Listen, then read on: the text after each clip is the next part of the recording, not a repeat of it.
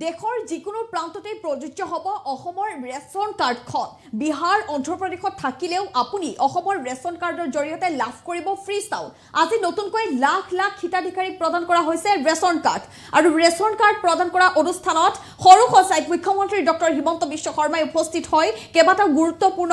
ডাঙৰ সিদ্ধান্তৰ কথা ঘোষণা কৰিছে আৰু ৰেচন কাৰ্ডক লৈ বিশেষকৈ ডাঙৰ ঘোষণা কৰিছে মুখ্যমন্ত্ৰী গৰাকীয়ে ঘোষণা কৰা অনুসৰি দেশৰ যিকোনো প্ৰান্ততে অসমৰ ৰেচন কাৰ্ডখন প্ৰযোজ্য হ'ব আৰু ৰেচন কাৰ্ডৰ জৰিয়তে আয়ুষ্মান ভাৰতৰ সুবিধা লাভ কৰিব ইয়াৰ উপৰি অৰুণোদয় আঁচনিৰ সুবিধা লাভ কৰিব ৰেচন কাৰ্ডখনৰ জৰিয়তে আৰু নতুনকৈ আজি যিসকল লোকক প্ৰদান কৰা হৈছে ৰেচন কাৰ্ড তেওঁলোকে কি কি সুবিধা লাভ কৰিব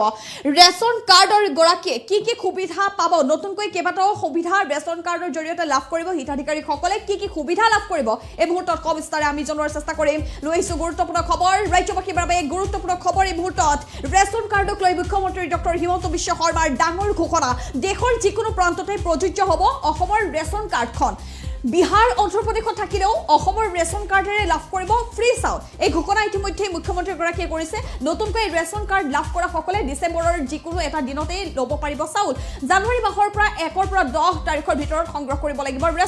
ৰেচন কাৰ্ড থকা লোকে লাভ কৰিব আয়ুষ্মান ভাৰতৰ সুবিধাও ইয়াৰ উপৰি ৰেচন কাৰ্ড দেখুৱালেই হাস্পতালত লাভ কৰিব 5 লাখ টকাৰ বিনামূলীয়া চিকিৎসা উজ্জ্বলা গেছৰ সংযোগো লাভ কৰিব ৰেচন কাৰ্ডৰ হিতাধিকাৰীয়ে নতুন এই সুবিধা লাভ কৰিব ৰেচন কাৰ্ড থাকিলেহে লাভ কৰিব অৰুণোদয়ৰ ধন যদি আপোনাৰ ৰেচন কাৰ্ড নাই তেতিয়াহ'লে আপুনি অৰুণোদয়ৰ ধন নাপায় অৱসৰ পোৱাৰ পাছতো চতুৰ্থ বৰ্গৰ কৰ্মচাৰীসকলে ৰেচন কাৰ্ডৰ সুবিধা লাভ কৰিব বৃদ্ধাশ্ৰম আৰু অনাথ আশ্ৰমৰ শিশুসকলেও পাব ৰেচন কাৰ্ডক লৈ মুখ্যমন্ত্ৰী ডক্টৰ হিমন্ত বিশ্ব শৰ্মাই ডাঙৰ ঘোষণা কৰিছে গুৰুত্বপূৰ্ণ ঘোষণা কৰিছে ইতিমধ্যে আমি জনাইছোঁ এই মুহূৰ্তত ৰাজ্যবাসীৰ বাবে ডাঙৰ খবৰ এই মুহূৰ্তত ভাল খবৰ জনাই আছোঁ আজি যিসকল লোকে নতুনকৈ লাভ কৰিছে ৰেচন কাৰ্ড সেইসকল লোকে ডিচেম্বৰৰ যিকোনো এটা দিনতেই ল'ব পাৰিব চাউল এই বাতৰিটো নিশ্চিতভাৱে আপোনালোকে শ্বেয়াৰ কৰাটো প্ৰয়োজন আৰু জানুৱাৰী মাহৰ পৰা 1 পৰা 10 তাৰিখৰ ভিতৰত আপোনালোকে সংগ্ৰহ কৰিব লাগিব ৰেচন কাৰ্ড থকা লোকসকলে লাভ কৰিব আয়ুষ্মান ভাৰতৰ সুবিধা ৰেচন কাৰ্ড দেখুৱাই হাস্পতালত লাভ কৰিব 5 লাখ টকা পৰ্যন্ত বিনামূলীয়া চিকিৎসা সেৱা উজ্জ্বলা গেছৰ সংযোগো লাভ কৰিব ৰেচন কাৰ্ডৰ হিতাধিকাৰী নতুনকৈ এই সুবিধা প্ৰদান কৰা হৈছে ৰেচন কাৰ্ড থাকিলেহে লাভ কৰিব অৰুণোদয়ৰ ধন অৱসৰ পোৱাৰ পাছতো চতুৰ্থ বৰ্গৰ কৰ্মচাৰীসকলে লাভ কৰিব ৰেচন কাৰ্ড বৃদ্ধাশ্ৰম আৰু অনাথ আশ্ৰমৰ শিশুসকলেও পাব ৰেচন কাৰ্ড আৰু আজি যিহেতু বিতৰণ কৰা হৈছে লাখ লাখ হিতাধিকাৰীক নতুনকৈ ৰেচন কাৰ্ড বিতৰণ কৰা হৈছে জিলাই হাজাৰ হাজাৰ হিতাধিকাৰীক প্ৰদান কৰা হৈছে এই ৰেচন কাৰ্ড নতুনকৈ প্ৰদান কৰা হৈছে আৰু অসমত প্ৰায় 3,70,000 হিতাধিকাৰীক আজি নতুনকৈ ৰেচন কাৰ্ড প্ৰদান কৰা হৈছে আৰু সৰু সজাইত ৰেচন কাৰ্ড প্ৰদান অনুষ্ঠানত মুখ্যমন্ত্ৰী ডক্টৰ হিমন্ত বিশ্ব শৰ্মাই অংশগ্ৰহণ কৰি কেইবাটাও গুৰুত্বপূৰ্ণ মন্তব্য কৰিছে ৰেচন কাৰ্ডক লৈ মুখ্যমন্ত্ৰীগৰাকীয়ে কি মন্তব্য কৰিছে এই মুহূৰ্তত আমি আপোনালোকলৈ আগবঢ়োৱাৰ চেষ্টা কৰিম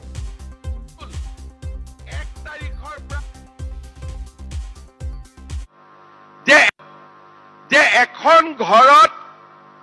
যদি 5টা পৰিয়াল থাকে আৰু দুজন যদি কৰ্ণাটক অন্ধ্ৰপ্ৰদেশত কাম কৰি আছে 3জন যদি গুৱাহাটীত আছে অসমৰ ৰেচন কাৰ্ডখনৰ ওপৰতেই 3জনে গুৱাহাটীত চাউল ল'ব আৰু কৰ্ণাটকত থকা জনে তাৰে ৰেচন কাৰ্ডৰ দোকানৰ পৰা 2জনে চাউল ল'ব অৰ্থাৎ অসমৰ ৰেচন কাৰ্ডখন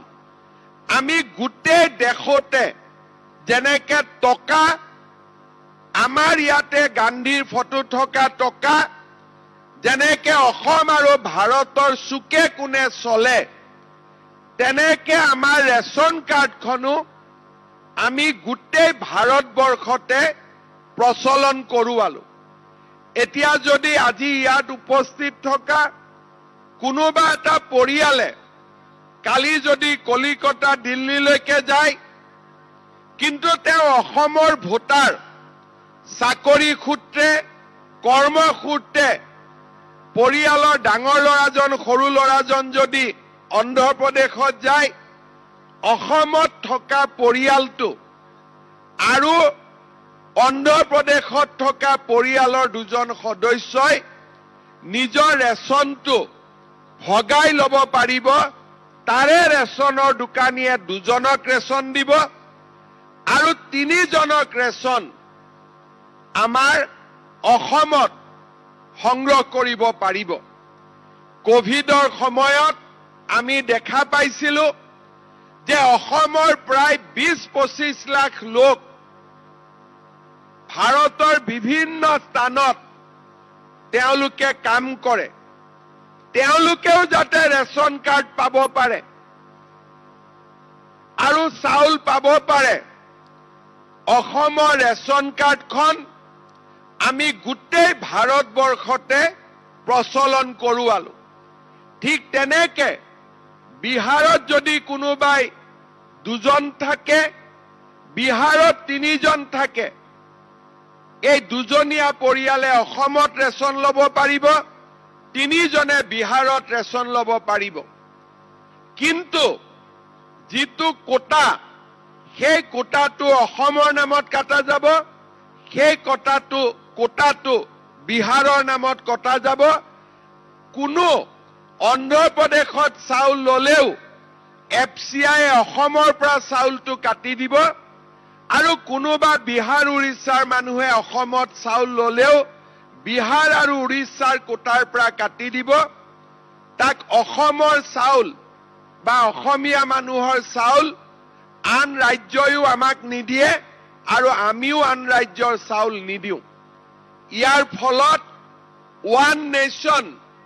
ওৱান ৰেচন কাৰ্ড আমি যোৱা 3টা বছৰত প্ৰৱৰ্তন কৰিলো। ইয়াৰ পিছত তৃতীয়টো এটা অসুবিধা আমি দেখা পাইছিলো যে ৰেচনৰ দোকানীবিলাকে চাউল 25 তাৰিখে আনে, 28, 29, 30, 1, 2, 3 এই সময়খিনিত দি থাকে আৰু যেতিয়া মানুহে চাউল বিচাৰি যায় তেতিয়া মানুহক কয় যে আপুনিতো জানুৱাৰীত চাউল পালেই। কিন্তু এইটো মানুহজনেও বুজি নাপায়, দুখীয়া মানুহজনে, যে মই আচলতে ডিচেম্বৰৰ চাউলটোহে জানুৱাৰীত পাইছো, জানুৱাৰীৰ চাউলটো মই পোৱাই নাই। কিছু আজিৰ পৰা এবছৰ আগতে মই ঢেকিয়াজুলিত গৈছিলো, ৰাইজে মোক কমপ্লেইন দিছিলে যে এনেকে প্ৰত্যেক মাহত আমি 9 মাহ 10 মাহে চাউল পাওঁ, 2 মাহ চাউল নোহোৱা হৈ যায়। এতিয়া আমি সিদ্ধান্ত ললো যে চাউল 1 তাৰিখৰ পৰা 10 তাৰিখৰ ভিতৰতে ৰাইজে ল'ব আৰু 10ৰ পিছত কোনেও চাউল নলয়, যাতে মাহটো 2টা মাহৰ চাউল 2 মাহতে ৰাইজে পায়, 1টা মাহৰ চাউল যাতে 2 মাহত বিভক্ত কৰি নিদিয়ে। এনেবোৰ ব্যৱস্থা লোৱাৰ ফলত আৰু চহী মাৰি লোৱাৰ ফলত, মেচিনৰ লোৱাৰ ফলত এতিয়া অসমত 5 কেজি চাউল 5 কেজি পায়। ৰেচন কাৰ্ড কোনো ধৰণৰ ভুৱা মানুহৰ হাতত ৰেচন কাৰ্ড নাই আৰু দৰিদ্ৰজনে নতুনকৈ যাৰ ঘৰত ৰেচন কাৰ্ড নাছিল সি ৰেচন কাৰ্ড পাবলৈ সক্ষম হৈছে। যোৱা সময়ছোৱাত আমি আপোনালোকক জনাব খোজো যে এই ব্যৱস্থাৰ ফলত অতিৰিক্তকৈ যি ৰেচন কাৰ্ড আমাৰ হাতত আহিলে, এই ৰেচন কাৰ্ডৰ সুযোগ লৈ এই বছৰৰ আৰু 23-24 চনত আমি অসমত 42 লাখ আৰু তাৰ পিছত 10 লাখ 52 লাখ লোকক আমি নতুনকৈ ৰেচন কাৰ্ড দিবলৈ সক্ষম হৈছো। যোৱা কেইদিনমান আগতে কেবিনেটত আমি সিদ্ধান্ত লৈছিলো যে আৰু 20 লাখ লোকক আমি ৰেচন কাৰ্ড দিম আৰু সেই 20 লাখ ৰেচন কাৰ্ড আমি অসমৰ সকলো সমষ্টিতে সমভাৱে বিতৰণ কৰিছিলোঁ। যদিও 1 তাৰিখৰ পৰা 10 তাৰিখৰ ভিতৰত চাউল ল'ব লাগে, নতুন ৰেচন কাৰ্ড পোৱা সকলক আমি ডিচেম্বৰ মাহতে যিকোনো দিনাই ৰেচন ল'বৰ কাৰণে অনুমতি দিছোঁ। আজি আপোনালোকে কাৰ্ডখন লৈ গ'লে ডিচেম্বৰত এটা কিস্তিৰ চাউল পাব আৰু জানুৱাৰী মাহত 1 তাৰিখৰ পৰা 10 তাৰিখে, ফেব্ৰুৱাৰীত 1ৰ পৰা 10 তাৰিখে 5 কেজিকৈ চাউল জনসংখ্যা অনুসৰি লাভ কৰি গৈ থাকিব। তাৰ উপৰিও আমাৰ এই যে ৰেচন কাৰ্ড আগতে মাষ্টাৰ ৰোলৰ কৰ্মচাৰীয়ে নাপাইছিলে, দৈনিক ৱেজ আৰ্ণাৰে নাপাইছিলে, কেন্দ্ৰীয় আৰু ৰাজ্য চৰকাৰৰ চতুৰ্থ বৰ্গৰ কৰ্মচাৰীয়ে অৱসৰ পোৱাৰ পিছত নাপাইছিলে, ঠিকা ভিত্তিক কৰ্মচাৰীসকলেও অৱসৰ পোৱাৰ পিছত নাপাইছিলে। আজি আমি ৰেচন কাৰ্ড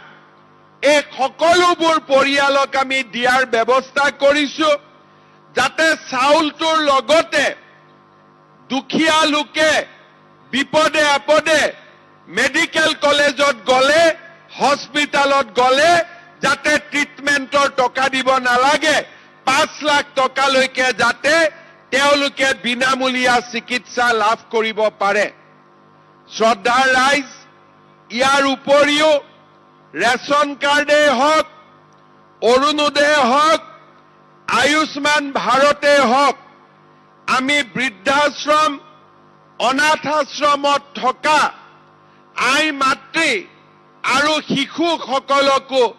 দিয়াৰ আমি ব্যৱস্থা কৰিছোঁ, যাতে বৃদ্ধাশ্ৰমত থকা আমাৰ পিতৃ মাতৃসকলো চৰকাৰী আঁচনিৰ পৰা বঞ্চিত